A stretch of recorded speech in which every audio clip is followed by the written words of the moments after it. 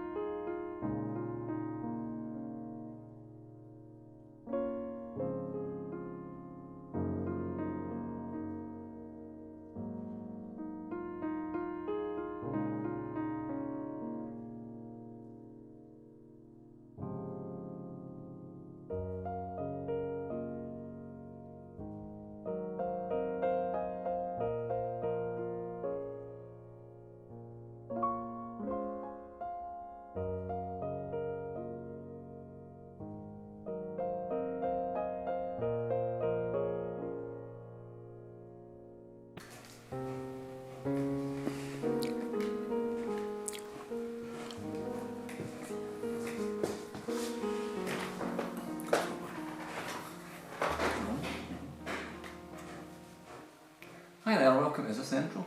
Yep. Hi there, welcome to Consolevania. This is the intro. It's Christmas time again. It's 2021. My name's Ryan. This is Ryan. Welcome to Consolevania. Now, of course, we were hoping that we'd be coming to the end of the pandemic at this point, but it looks like we're just ready for another. It's a new pandemic. It's an expansion. The DLC has arrived. New and improved David Bowie pandemic is here. But we are still going to soldier on through. We just figured we might as well just fucking get it at this point, just die.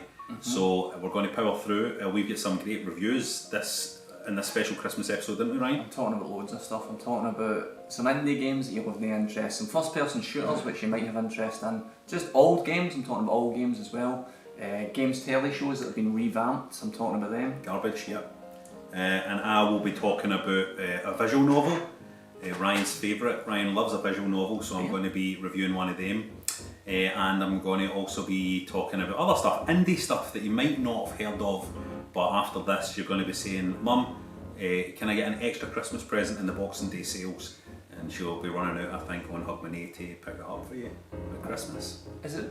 Do you think it's maybe because the indie games that I play are cheap or free that you don't like them? Because as soon as they go onto Switch and they're charging 30 quid, you like them? I don't want. They need to be 40 quid before I'll even pay them any attention. That legitimises them being extortionate. Well, what I would say is, and I think this is an important thing to talk about at this time of year, is that if you don't own, if you don't have a thing there in your hand, you don't own it.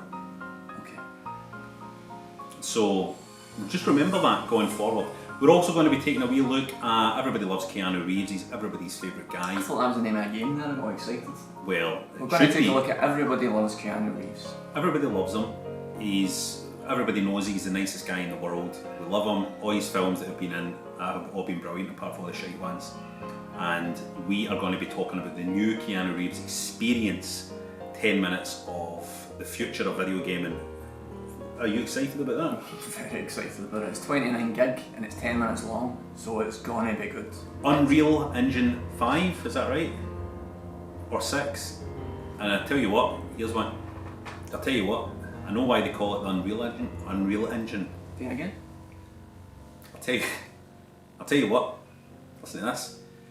I know why they call it the Unreal Engine. Go on. Because it looks absolutely unreal. Oh, I get it. Welcome to Consolevania, and have a very Merry Christmas. Sorry.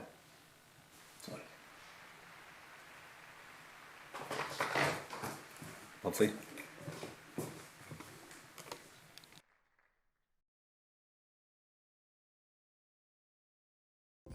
Good afternoon to everyone, including even you. Don't know about you, but I can't actually remember another year in my lifetime like 2021. It seems like for a lot of us, 2021 has been a significant year, for better or worse. To a large degree, I think I'm still processing the changes that have come to me in 2021. Is anybody else sick of spending their days worrying that you're not doing enough all day long, then getting to the end of the day and not getting to have any satisfaction from the day past because you're already on to worrying about the coming days, or how much sleep you're no gonna get? I mean either. That'd be a daft way to live, wouldn't it? I'd like to speak to you this afternoon on Consolevania about solitude, Merry Christmas, guys. Solitude.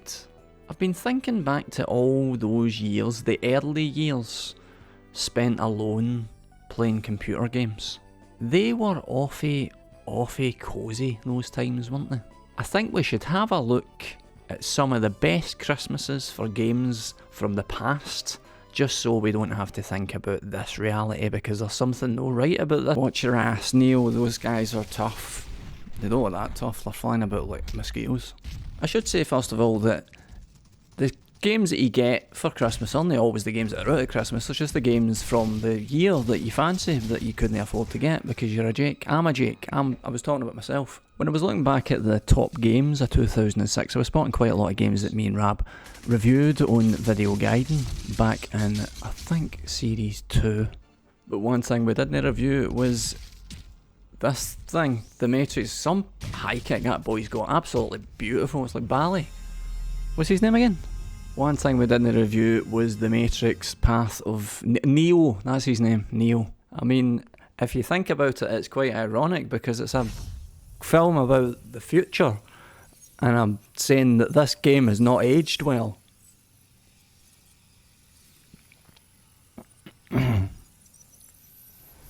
Need for Speed Carbon also came out Christmas 2006. It didn't actually come out at Christmas. Need for Speed Carbon Footprint, it should be called. They're like right on. These aren't the original graphics, obviously this is it running on PC. It never looked this good in its original form.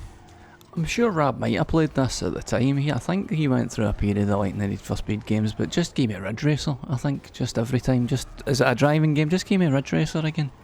I feel like I've turned into an old man of gaming. Just give me the thing I like. Don't mess around with all you. I don't want to conquer downtown. I don't need to.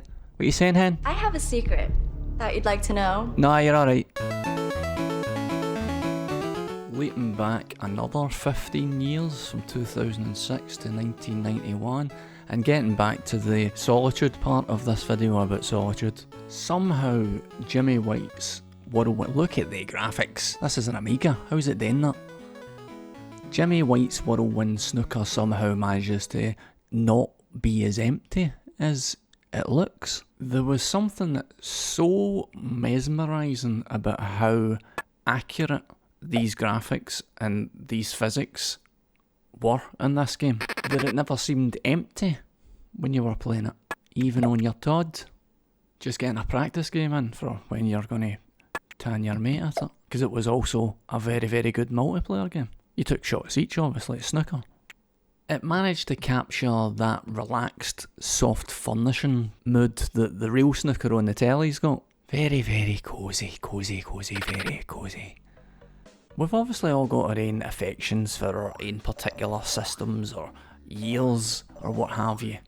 But the pangs of affection that I was getting when I was looking at the best games of 1991 compared to other years were immense. Lemons came packaged with my Amiga 500 that I got that best Christmas ever. And you did play this one on your Todd. I must have spent hundreds of hours playing this.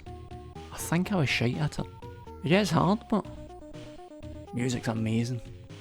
That music is indelibly etched in my mind. What a fun game this is. What an amazing Christmas it was. I was playing Lemmings for the first time on my own Amiga 500. I know it's probably just my nostalgia kicking in, but what a year. Lotus Turbo Challenge 2. You weren't playing that by yourself when you were playing it, because there were lassies banging at your bedroom window to get in because you were such a cool guy because it was the coolest game out. That's a true story in my mind. One word I've got for this game: thrilling. Thrilling. I remember that feeling of clinging to that zipstick joystick as if you were barely clinging onto the road. It was so tense. The speed was extreme. Please take my word for it. I was only 13 when this came out. This, compared to all other computer game racing games that I'd played up until this point, it blew them out the water. It was so fast and cool. That Lotus brand at that time was extremely cool. I just wanted to get some Benson and Hedges and a Lotus and hang out with some lassies. Well, here we are again. It's Consolevania talking about Speedball 2. It really is that good, and it was out 30 years ago. All the various different versions of me that have played this game, it's amazing. Again, it didn't feel solitary playing this game. You were on an adventure in another time, in another universe. You were having an adventure with the game. There's something strange about how sometimes less graphics means more imagination for the player, because I swear, it's like going back and seeing an old pal putting these games on. It feels like I have some of me, and that some of me is in this game. I used to fancy my dear. 30 years, man. 1991, incidentally, is just a year before the very start of GamesMaster. Mind the old computer games show GamesMaster that used to be on the telly? They've started doing new versions, like modern day versions of GamesMaster. I swear to God, you're going to think I'm making this up. I swear to God, I was watching the new GamesMaster last week, and somehow, you're going to laugh, I was somehow convinced that the presenter of the new GamesMaster was Rab. Convinced I was. It was no Rab, obviously. The guy on GamesMaster's a lot thinner than Rab. It was really weird, but it was really weird. One thing I don't understand about this new GamesMaster reboot is that guy that looks like Rab in it, the other two presenters da? What's the backstory? I'm doing jokes, obviously, but it is actually genuinely really weird to see that they've started making GamesMaster again and it looks like GamesMaster, but Rab's in it. Initially I thought I was going to be like ripping the piss out of it. I'll do a bit on Consolevania where I rip the piss out of GamesMaster and Rab on GamesMaster, but it hasn't really worked out because it was actually alright. What I was expecting was like, do you remember When Games Attack, that absolutely atrocious Dominic Diamond game show? Thought it was going to be some effort like that, but it's actually pretty good. I'm actually having to come to terms with the fact that I'm just kind of proud of my pal that he's managed it. So I'm raging about it. I thought I was going to get a funny bit out of it or something, but I just ended up being quite proud of him. Moving on to Christmas 2021, that's this year by the way. Hello there for Infinity. Hello there. It's got very nice music, this game. Almost certainly the biggest game. Who's this? Almost certainly the biggest game of Christmas 2021 is Halo Infinite. Look at what this guy does here. Look at what he does. How rude. How rude. And we'll now repay that favour by smashing his face in.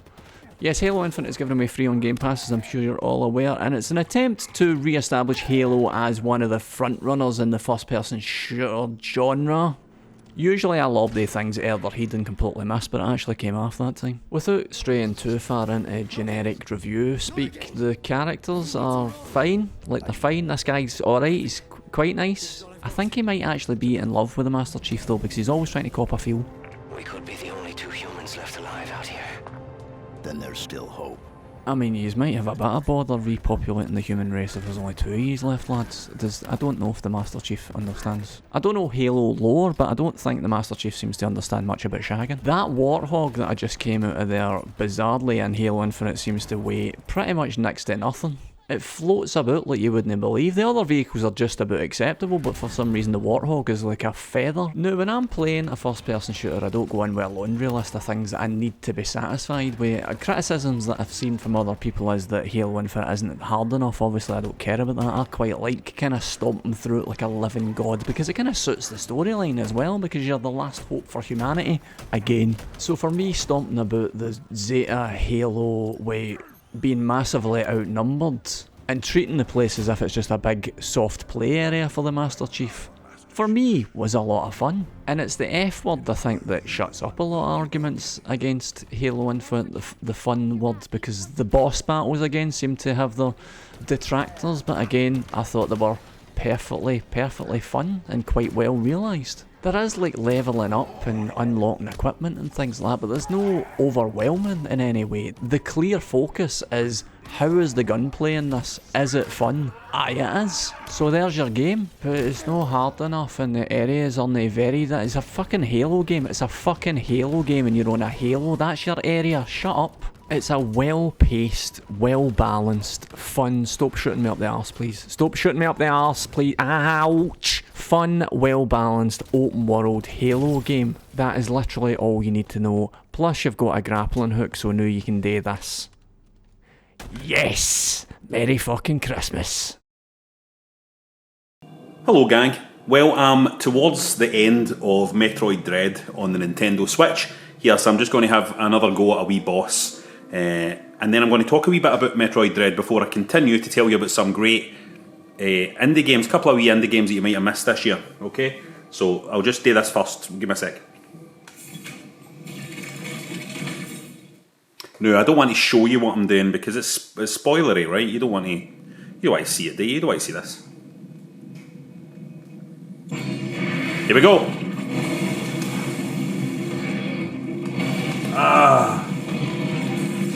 Right. Firing missiles, I need to dodge this big laser blast coming for its mouth. Firing my missiles, waiting for my chance to jump and get myself to safety.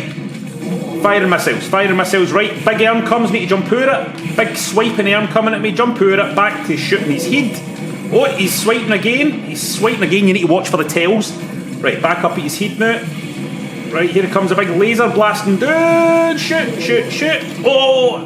And I had a chance there to... He made an attack and I had a... Oh, Jesus. I had a chance to react to it. It's not going very well. I'm very, very low in health. I've made an arse of it. That was me dying. I thought it was worth talking about Metroid Dread because I think there might be a lot of people out there who are kind of similar to me in that I love the Metroid games. Always loved the Metroid games, always played them, always enjoyed them, and yet every time I start playing a Metroid game I forget. Like I forget how they work.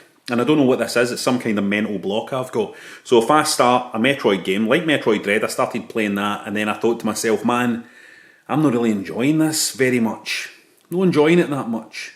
It's a bit awkward, I just feel like it's a bit plodding, I'm not really feeling it. Messaging my mates and all that, you know what I mean? Messaging people saying, nah, I don't know if I'm feeling Metroid Dread and all that. And I've done this with almost every Metroid game that I've played. I'm just not feeling it. And then, you shoot away a secret block, you get a new power, you power up, you can do something else, suddenly you can get into a new bit, you can do something else, you power up, you start to feel liberated and powerful, and then before you know it, you're 3/4 of the way through the game, and you feel like an absolute superhero. And I always forget, that, I don't know why this is. I forget that this is how it works. And it's something I've always found interesting because I think this affects a lot of people. I think when Metroid Dread get reviewed this year, there was a lot of people saying it was absolutely amazing. And these people were right. And then there was a lot of people kind of going, well, I kind of bounced off it. And then I kind of thought to myself, well, did you bounce off it? Did you push through? Did you push through and get that Metroid experience where you are empowered, where suddenly, you remember the same areas that you kind of were hobbling through at the start of the game, suddenly you're flying, sliding, jumping, twirling through them.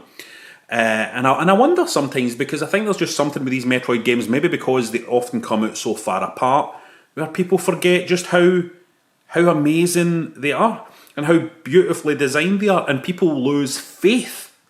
You need faith in a Metroid game, you need faith that the designers know what they're doing, and my goodness, in this game, they really know what they're doing. The particular reason why I love Metroid Dread is the boss fights. Metroid Dread, and this is another thing that's common with Metroid games, has these boss fights where when you first encounter them, you go, I can't do this. You're like, I'm done. I can't do it, I can't beat this boss. Can't beat it, you have another shot, can't beat it. You have another shot, you've done even worse. You have another shot, I'm too weak, maybe I need to go and find some extra, try again, can't beat it. Try again, can't beat it. Try again, I've done it even worse this time. Try again, you're frustrated this time, you do worse, you can't beat it.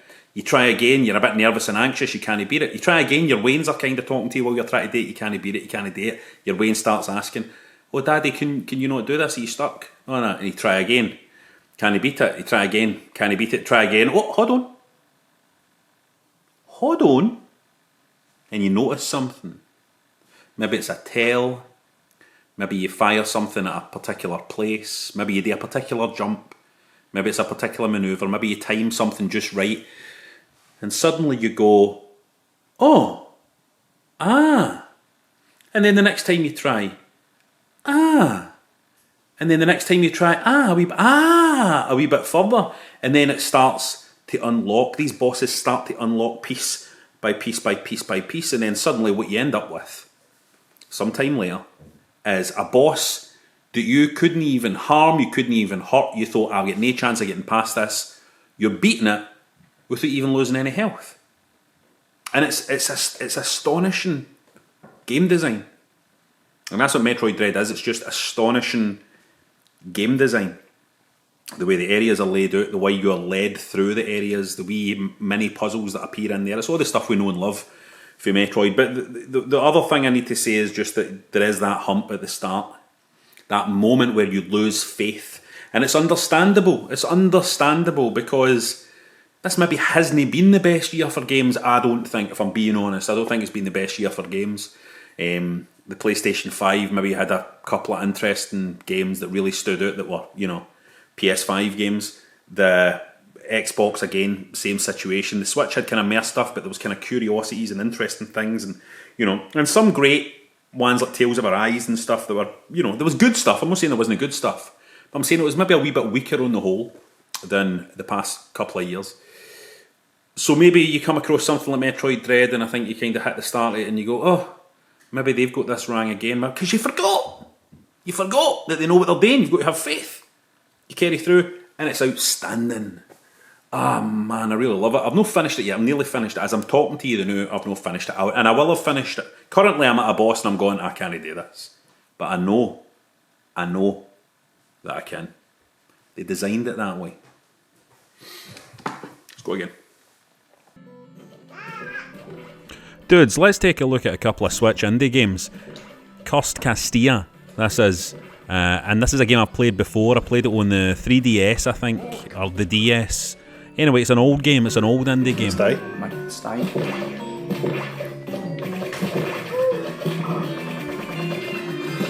Oh. Yeah. I had a stag as well, and I never ever get stags. I'm sure I've had them before, but I don't remember. The game is inspired by your ghouls and ghosts, your ghosts and goblins. Oi, that carry on.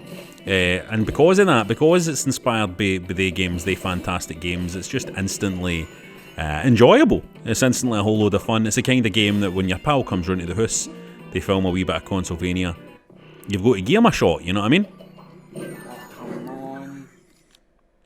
Aye, so it's came out on the Switch, and this is a really nice package. I've got the physical version, of course. The kind of annoying thing about the physical version over here was that you can only get it in a collector's edition. The collector's edition is great, by the way, it's really nice and stuff, but I just think that's always weird when there's no a standard edition. You're just having to pay a bit over the odds for a collector's edition. Anyway, nae moaning, Cursed Castilla has always been a great game.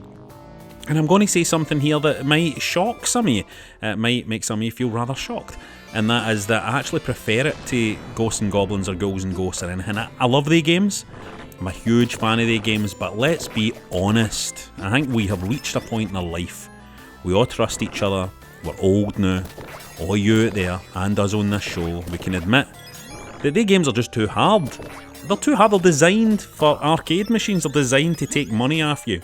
Whereas Cursed Castilla still has a fair amount of challenge in it, a fair amount of difficulty in it, but it's doable. You kind of feel like you've got a chance. You know what I mean? You've actually got a chance. Now, I'm not saying, I know there's going to be some of you out there going, I've one credited Ghosts and Ghosts, I've one credited Ghosts and Goblins. I know, right? But we just don't have the time to do that these days. What we want is something that feels like that, feels like those games, but also seems achievable. It's also nice as well that because it's manageable, they've tooled out this edition with stuff like, you can do a speed run, you can set a timer going so you can try and speed run areas and stuff like that. It's great.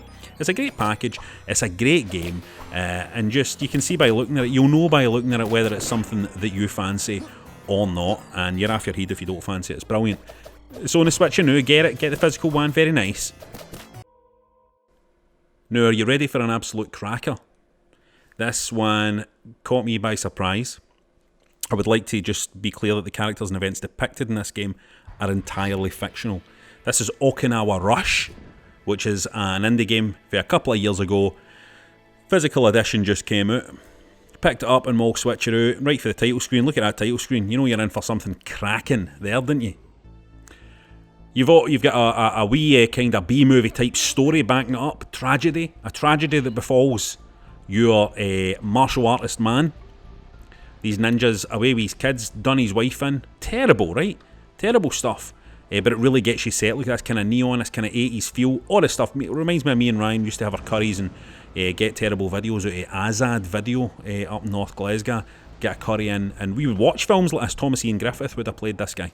Anyway, what catches you by surprise with this game is that, you know, it just looks like your normal 2D fighty platformer thing. But the fighting in this game is just, it's ridiculous. Like, the amount of moves you can do, the amount of moves that they've managed to program into so few button presses is crazy.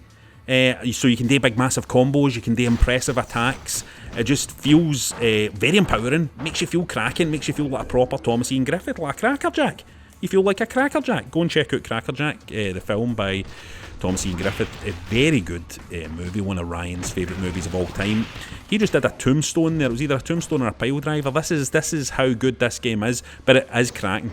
A cracking 2D arcadey platformy action type game where you rush for high scores, where you collect loads of stuff, where you can do amazing moves, which gets very challenging in places, but is just an absolute delight to play and a delight to look at as well. I mean, you just... Does that not look brilliant? You've got to buy. Everybody's got to buy this. That is a statement of fact. Everybody's got to buy this because there's no chance if you watch Consolevania you're not going to absolutely love this game. And again, it's another game with a load of content, going for high scores, doing mad rush boss battle things and all that. Loads of stuff going on. You know what I mean? Wee bit of multiplayer action and all that as well. Get yourself a bit of a rush. Oh, what a rush! Legion of Doom. Watch this. Watch this. Watch. Ya bastard, ye! Well, Ryan, this is the moment. The Matrix Awakens, an Unreal Engine 5 experience has been downloaded and is ready to go. How you feeling? I'm very excited. I mean, how long have we been doing this now? But 17, 18 years we've been doing this. Something like that. Graphics is top of my list, so if this has got good graphics, then this will make or break my Christmas, I think. This Unreal experience. Now remember, it's based on The Matrix, starring Keanu Reeves. Are we ready to press the button and launch this new experience? We can find the button. Where is the button? Guys, we're going to press the button and launch this experience now. It's time for us to enter the world of The Matrix. Forget this reality. It's time for a new reality. Take a pill. Take the pill. Get some pills, don't you? Take the pill. Go on the pill. It's Get time. It's time you go on the pill now. Okay. Get on the pill this Christmas. Right, Ryan, we're just about to enter the Matrix. I like the freedom I feel outside the limitations of the real world. But computers are also mirrors, reflecting back who and what we are and the choices we make, the worlds we build. It's Keanu Reeves. They also confront us with questions But it's not him. about why we want to choose. No, this is video. over that. No, it's not. Why we want to make X instead of Y. Where do ideas of who we are and what we want even come from? You take the red pill, and I show you how deep the rabbit hole goes. This isn't real. What is real? What's going on here? Pioneered digital cinema with shots like bullet time. Back then, we talked a lot about where the digital age might take cinema narrative. In an industry where actors have tried to remain perpetually young, we wondered about digital faces that could become immortal. Hi, I'm Carrie Ann Moss, and I played Trinity in the Matrix films.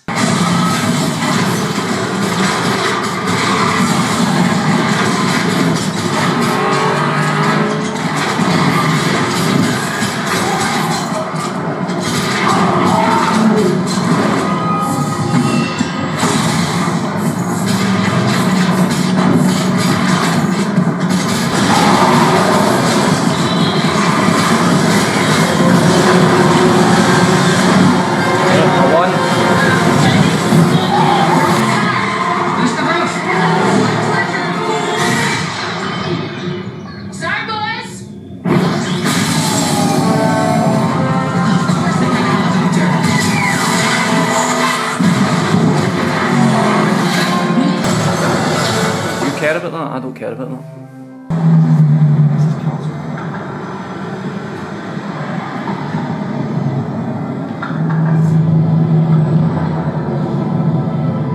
Ryan's in the Matrix just now. Ryan's inside the Matrix.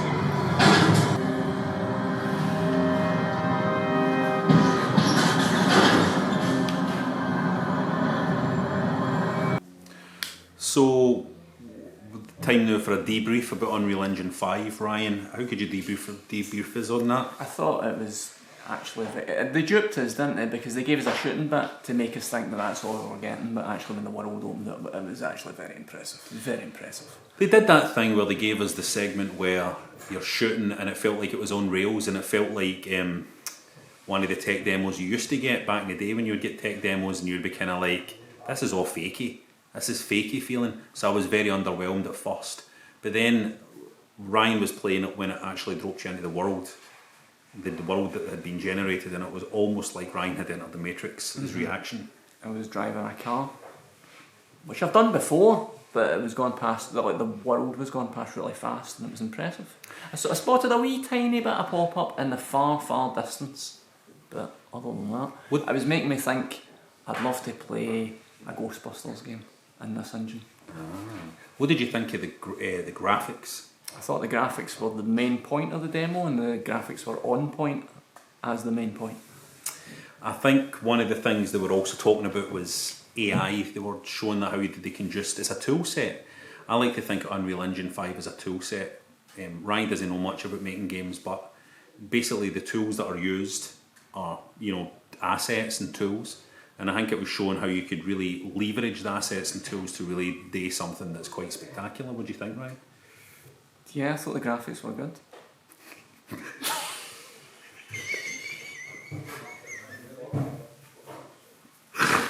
It's funny. What did you think? I mean, I was not impressed. I thought it was garbage at first, but it was that moment when you actually dropped into the world of the Matrix, and seeing Ryan's reaction more than anything else was like, it was like seeing a child on Christmas Day. You were very excited. Well, I've never been in the Matrix before, obviously. I've seen the films, but I've never actually been in the Matrix before. That's the first for me. It's much like the Matrix films itself, but themselves, because you see it at first and you go, this is a lot of shite, and then you realise, oh no, this is actually quite philosophical and meaningful and life-changing in a lot of ways. DavidIke.com. When you have an opportunity to try and go up on the roofs and you fly up and you're up on top and you can see all that, and that's surprising to me. It's like, I'm going to go to the top of that building, and then when I went up to the top of that building and looked, there was stuff on the roof. It was there. There was an element of solidity. The world felt intact. It was corporeal, is how I would put it. And if one of the coffee shops is shut, you can just move the sun back a bit until when the coffee shop's open. Ryan made a great point when he said he would like to see a Ghostbusting game in that area. I would like to see a game about Spider-Man. I know we've had Spider-Man in cities before, but never like this. No, that would be unreal. A Spider-Man. Is there anything you would like to say about the performances of Keanu Reeves and Carrie-Anne Moss inside because there was a wee bit of comedy, wasn't there? Yeah, I thought the performances were excellent, but I would have liked to have controlled Neo instead of whoever it was that I was controlling, because I don't recognise who that was. I think what they've done there is they've got a young lady in, I genuinely believe this is what's happened. We've got a young lady in so that you can play as the young lady, so that you're looking at the young lady's bum instead of Keanu's bum. And I'm not on board with that. I want to see Keanu's bum in the Unreal 5. One of the things I would say about Keanu's bum, though, which is an issue with the Matrix, is that he does wear a lot of long coats. And I remember when we used to go to Forbidden Planet when we were younger to buy our comics, and it was always very difficult to see people's bums because they had so many long black coats on. There was a lot of young men's bums that went unseen. Judging by the smell of what you could see of those people in the comic shops, though, you wouldn't want to see their bums. Now, I think the future of gaming is there for all to see. What do you expect? I expect big worlds that I'll not have time to play, but will look very, very impressive. I can't wait to jump around a world that size, collecting meaningless pickups to tick off some stats on a thing that might increase my level in a game that doesn't need to have levels in it. I can't wait to free roam through those enormous cities and then realise that I need to backtrack to a bit to do some stupid fucking crafting or some shite that they've padded the game out with. I can't wait to drive in a car in that city and change the radio channel about 10 times until I find a song I like and then sit on my phone for 10 minutes. I can't wait to do missions and just get stuck in scenery because not everybody can do the Unreal 5 as well as each other. I can't wait for the future of shite games. Expensive shite games, that'll be 70 quid a game that size. Merry Christmas. Hello, Merry Christmas guys. I've got a really quite bad, disgusting disfigurement that I'm saving you from. Yeah, I know you want to see it, but I'm not letting you see it. Quite often I get, throughout the year, a lot of emails from games PR companies, 99% of which I just ignore and delete without even looking at it properly. But this Christmas I thought it'd be quite interesting if I pick a game that's included in one of these emails that I wouldn't ordinarily play and have a right good look at it. That makes things nice and easy, doesn't it? It's quite a grim game, let's put it that way. So what I thought it'd be quite fun to do is just have a look at grim games this Christmas. Would you like that? Have a grim Christmas. Would you like that? Have a grim Christmas. I'm sure you would like that. Would you like that? Don't touch me, man! The Plane Effect is available in just about every format that there is going, and it's from a first-time Italian development studio. It seems to have taken quite a lot of influence from Inside, which was an indie game from a few years ago. I don't know if you played it, but it was really good. But the look and feel of the game reminds me of Inside more than anything else. You play as an office worker. I'm not entirely sure what the plot is, but you play as an office worker who's attempting to get, he's broken the rules there, he's went through the red so he deserves to die. He plays an office worker who is attempting to make his way home, and he makes his way home through some bizarre stages and obstacles that, as I say, are never actually fully, completely explained. If I was being cynical about it, I would say that the priority of the developer was the visual style of the game, and that's what came first and foremost above and ahead of everything else. Like, how does it feel to play the game? That seems like less of a concern. This is like a bit out of a PlayStation 1 game. As you can see, the positives of the game are the visual style of it. It's quite atmospheric, the music's nice, it's extremely stylish and solidly put together. I like the composition of shots and things like that. I like this. Can it be a bit of Frogger as well? Never tire of a bit of Frogger in a game. When things start to fall down a little bit though in the Plane Effect, the video game, the Plane Effect is when you're trying to play the video game, the Plane Effect, because you don't know what's happening. The platform bits are, you can't tell for this footage, extremely tedious at times. Some sections for some unexplainable reason just go on and on and on, like this pipe goes on for about 10 minutes. Don't know why that's no of importance to a games developer, that there's bits that are genuinely boring in their game. But it's slick, it's stylish, it's atmospheric, it does all of these things. It's so dystopian. It's also a bit dull though, and nothing's really explained. Oh, that's a cool what does that mean? I don't know. I actually don't know. Carrying on the grim is Generation Zero, which is not from this year, but it has got an amazing character creation screen. That's just how I would dress in the dystopian future. You shoot robots in Generation Zero. That's pretty much all you do, really. You raid houses looking for stuff and you shoot robots. What stands out for me most in Generation Zero, great looking game, I think. What stands out for me most is that everyone else that I've heard speak about Generation Zero, gonna need to get a windy fix now. Everyone else I've heard speak about Generation Zero says that it's a great co-op experience, but not a great single player experience. This is a pretty game. This is a pretty game. I think anyway it's a pretty game. I don't actually agree that this is a far better multiplayer game than single player game, because the atmosphere of this game is terrifying. I'm guessing here, but I think what an awful lot of people criticise the single player game for is the sameness of it. I think it's not as in depth as people like, but I found when I was playing it that I was kind of harking back, because I'm always going on about how I'm not that into multiplayer games as much, and I do want a single player campaign to absorb me.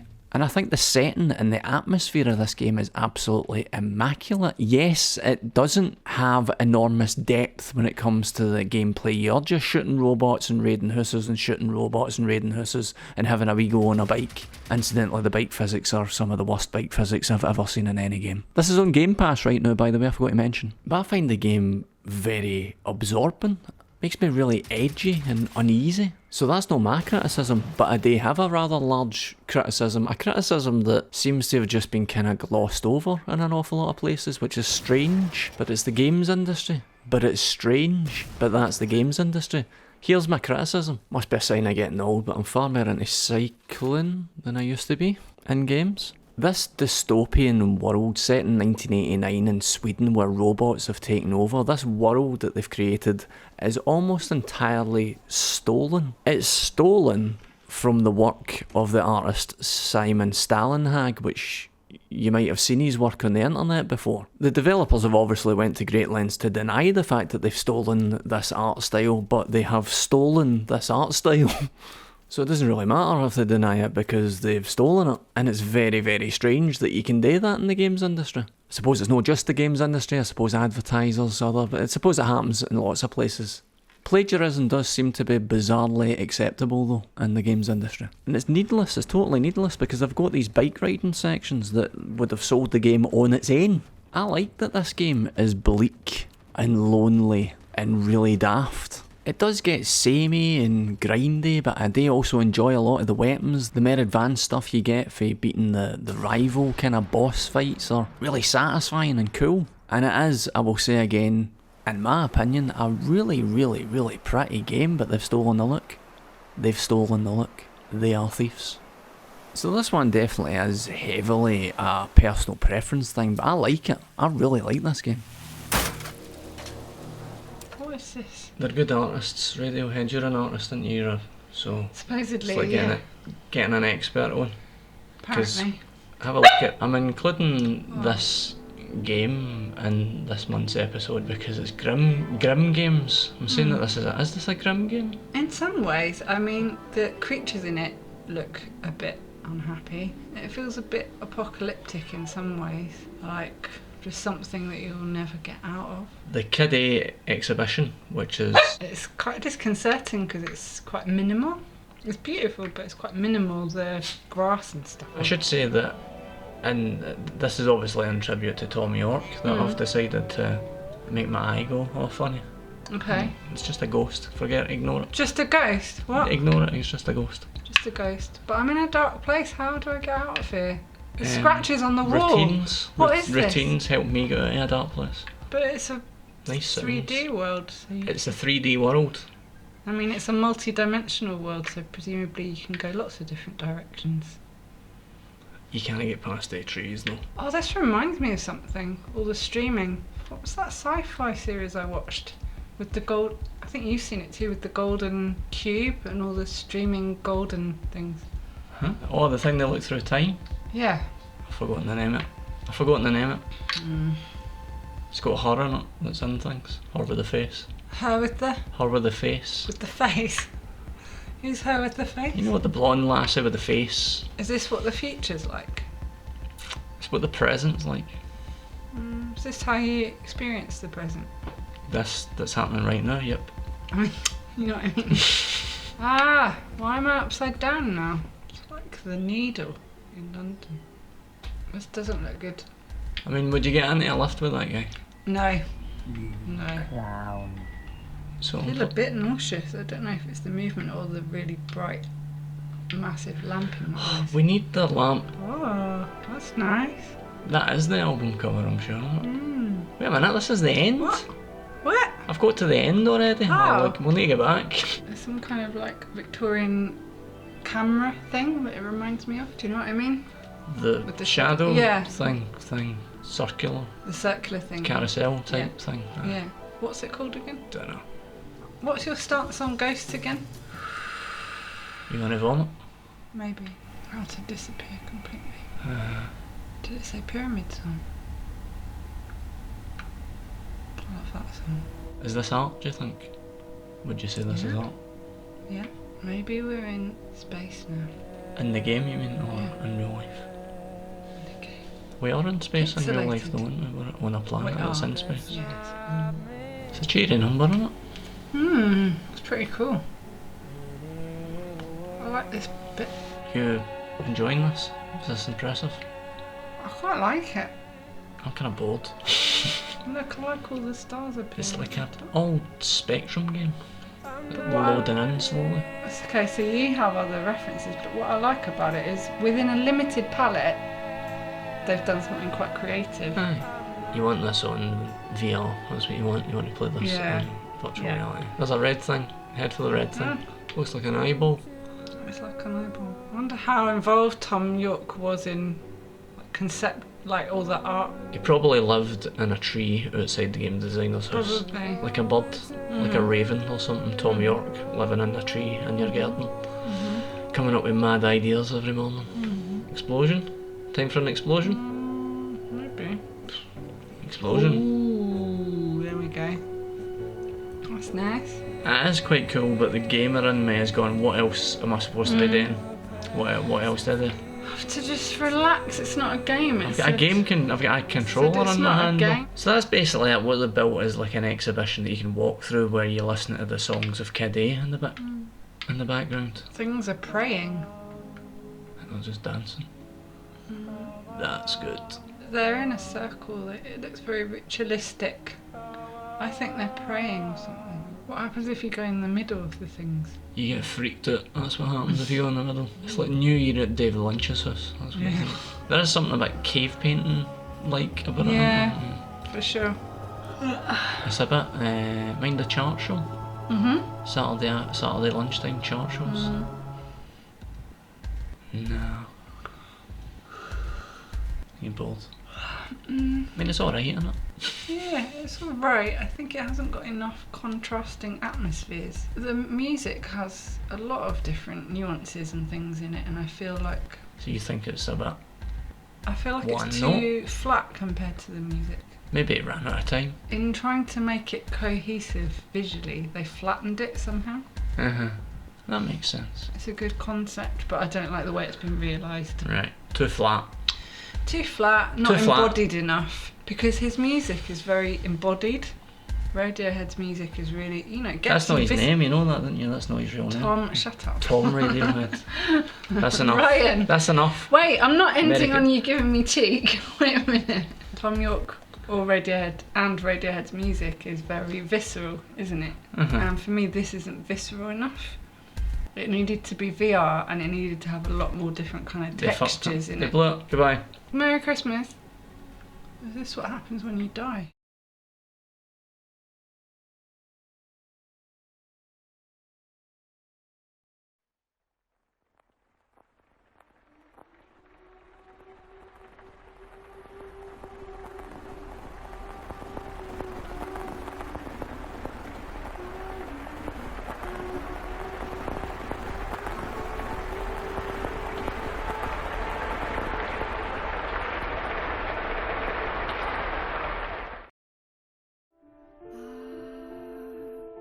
Now this episode has been a bit delayed Really, it should have been out before Christmas.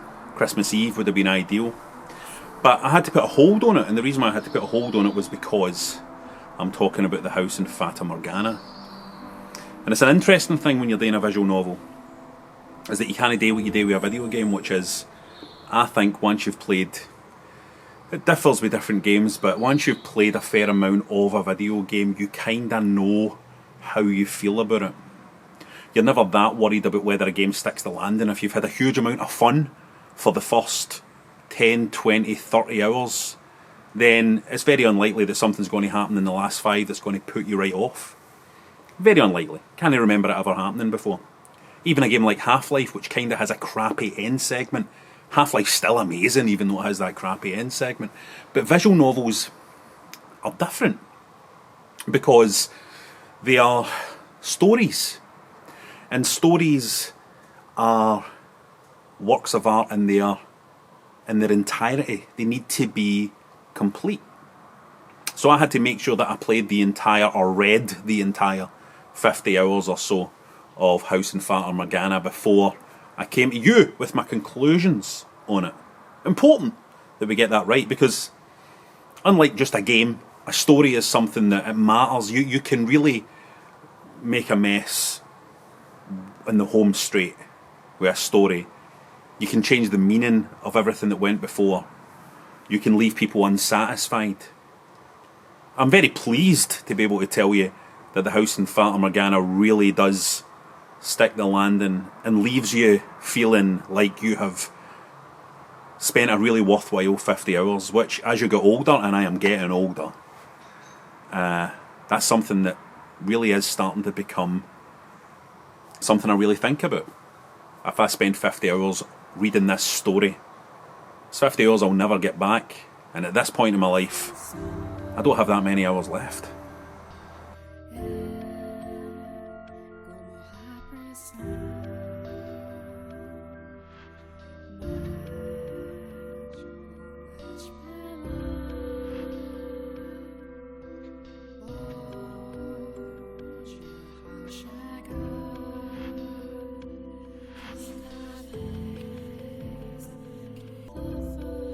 Let's keep this simple at the start. What is the House in Fata Morgana about? You wake up in a house and you don't know who you are, and you don't know what the house is, and there is a maid attending to you. And this maid, this mysterious maid who calls you master, leads you through a number of doors in the house. And through each door, you find a story. The stories are tragic, beautiful. And while you experience these stories, you have very little awareness of what is going on. Things seem to be connected, but you don't know how. You have no idea what your own identity is. You don't understand whether you have a part to play in any of these stories. You wonder if you're just there as an observer. You wonder if the maid is a friend or a foe. You wonder if the house is a friend or a foe. You hear talk about a witch. There are characters who seem to recur, reappear. And it becomes clear quite early in this work that there are some major aspirations here. This is an attempt at creating a significant work of art. This visual novel makes no bones about it. I mean, that's how it sets out its stall. It's like, we're telling you something beautiful and important here. Listen in. Now, I have to say that one of the key things in the House in Fata Morgana, apart from the art is beautiful, the storytelling's brilliant, the music is incredible. The music is really incredible, and I think that the music ties everything together so well, and really at the emotional points of the story really makes a huge impact upon you. This soundtrack in this game I would put up there like it's top 5 for me, top 3 maybe. It's up there with like the Shenmues. It's really incredible.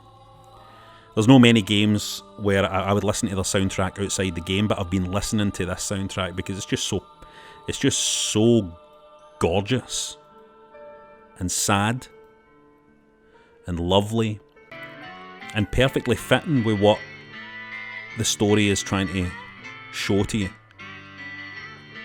It's very difficult to explain the House in Fata Morgana to people without, you don't want to spoil anything, you don't want, it's difficult. It's one of these things that's very, very difficult to talk about because it really challenges the person who's interacting with it. It really challenges you in some fundamental ways.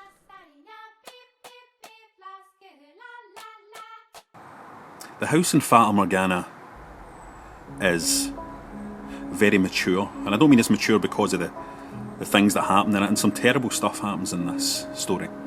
Some really terrible stuff. That's not why it's mature. And there's also moments in it where it feels a wee bit juvenile. Just some of the dialogue, and you know, it's just wee moments, and I don't know whether it's a translation thing or whether it's that thing I've spoke about before about this leaning into the visual novel tropes in order to communicate its story. But leaving all that aside, it's a really emotionally mature story.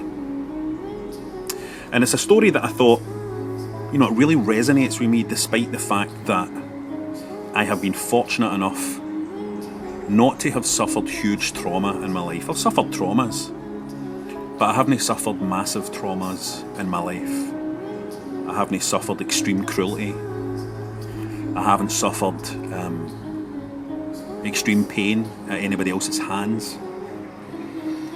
And I feel like if you're one of those people, and there are many of those people out there who have suffered these things, then the House in Fata Morgana might be a difficult experience. I think it could also be a healing experience as well, though. There's a lot of stuff in the House in Fata Morgana about self-acceptance, about accepting who you are and how you feel, and dealing with how you engage with the rest of the world when you're feeling a rage, or when you're feeling sad, or when you're feeling upset, or when you're feeling afraid. How should you conduct yourself? I mean, there's even a conversation in this game that's about how do you cope when you are a bad person, you know? And a lot of very, very mature stuff. It's tackling some big themes, and does it beautifully well. Telling a beautiful story, fundamentally about compassion, and about love, and about letting things go, and about second chances. And I think particularly nowadays, where it's like there's everything's very final these days, you know.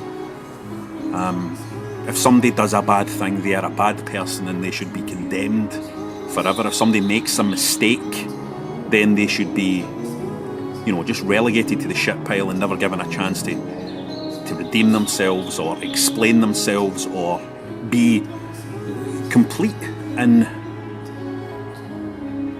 how human they are. And being human is fucking up, and being human is being ugly, and being human is being cruel, and being human is making mistakes. And the House in Fata Morgana talks about all of that. It talks about all of that, and about whether people who have done wrongs should be forgiven and given second chances, or whether they should be eternally cursed. So while it's a game that's emotionally mature, and it's not a new thing, you know, it's years old, Fata Morgana, it's just that it's now been delivered to us in this package. It speaks very much about the now. No, it's never going to get the credit, and it's never going to get the praise that it deserves, because it is a visual novel. It is the weirdest form of media there is, because it's not really a game and it's not really a book, because it's a different thing. It's a different feel to a book. Could you make it as a film? Maybe. Could you make it as a TV series? Maybe you could, possibly, but it still wouldn't be the same. It wouldn't have the same surprises, and it wouldn't connect with you in the same way. So a visual novel is way out there in the left field, you know, but still manages to maintain this grip on you, this weird bit of media, this weird genre that can tell really strong stories that really connect and really get deep inside you. And this is like one of the best works of fiction I've ever experienced. You know, talking about films I love, great books I've read, House and Fata Morgana is up there. Again, even though there are moments in it where I kind of go, ugh, you know, these wee anachronistic moments where, you know, people are calling people jerks and stuff like that, and it's like, you know, the 13th century. Weird stuff, right? And stuff that kind of clunk, lands me a wee bit like that, but then even so, its charm and the fact it embraces the visual novel medium. It doesn't say I'm not a visual novel, it's like, hey, I'm a visual novel, here's all the stuff, here's a wee bit of titillation here, here's you know, some cheesy dialogue here. But even so, with all of that, just one of the best works of fiction I've ever experienced. Something that really was moving, something that really had me gripped, something I would read in my bed, lights out at night, and I'd go through the next couple of hours of the story, constantly surprised and shocked. Like sometimes shocked, sometimes like, what the?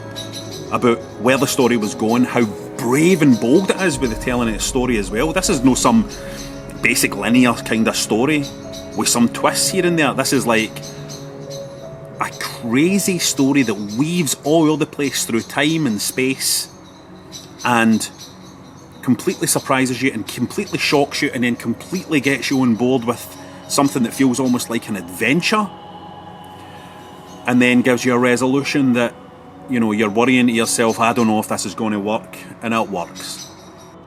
I completely understand that visual novels aren't for everybody, but this is something special.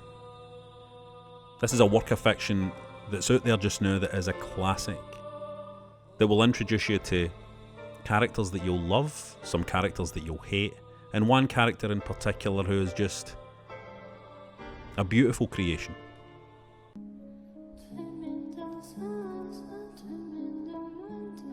One character who's just an angel. And it's just an amazing achievement. It's just, I'm so proud that we can experience something like this on our Wii computer game console. I hope you have a great new year. And remember to be kind to others and yourself.